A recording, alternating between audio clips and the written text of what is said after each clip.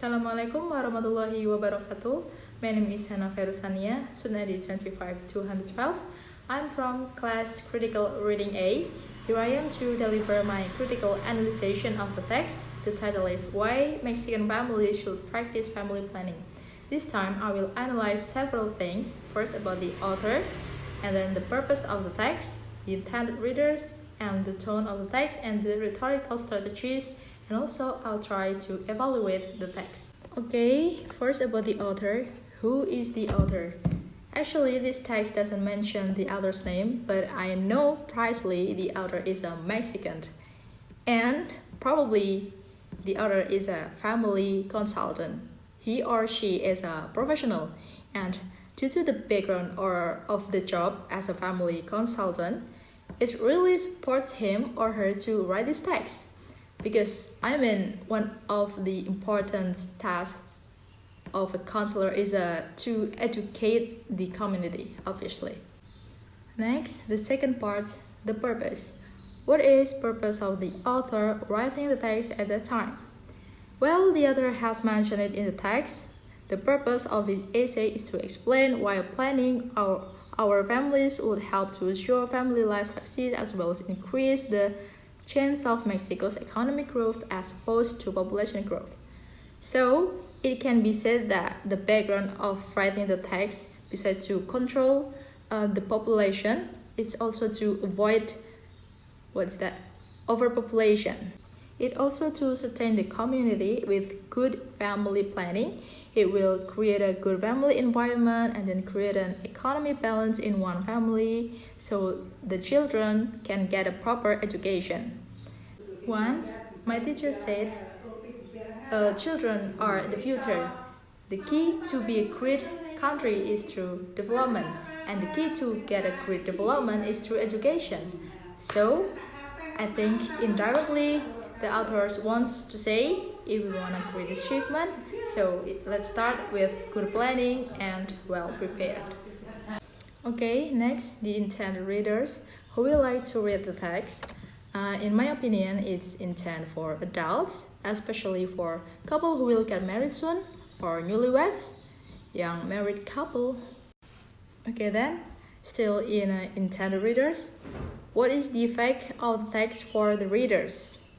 I think the text is quite influential for anyone who read this. For example, me. I'm adult because I'm turning 20 this year, and this text gotta change and open my mindset about how important it is to be well prepared or have a good family plan before decide to get married.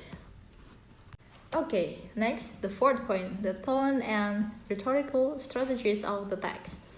As I catch, this text is kind of persuasive because here the authors persuade the readers to be conscious and responsible use of their rights to decide the number of children they want. Well, now let's get started into a crucial part. I'll try to evaluate this text. Okay, so in my opinion, this text so far is good because the authors provide some related facts that happened in Mexico, but the author forgot to mention the concrete evidence or valid data source to prove it. I think it will be totally perfect if the author mentioned a scientific data journal, research journal, or quotation, but she or he has not mentioned it. And then there are some arguments that are actually strong, but becomes less strong because the author didn't mention the concrete evidence. For example, let's check out some this statement. Okay, look at this statement. Mexican couples haven't traditionally used birth control. Okay, maybe it's a fact for those people who live in Mexico because they see it's really happening. But for non-Mexican like us, we would devoutly doubt that. Is that statement true? Has any previous research been done? That's why a valid data source is so much needed here. Okay then, look at this. Mexico's general level of education is very low due to a large number of population who do not even finish elementary school.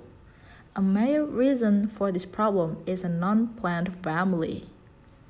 And descendant, a proof of this is the big number of children of the streets asking for money.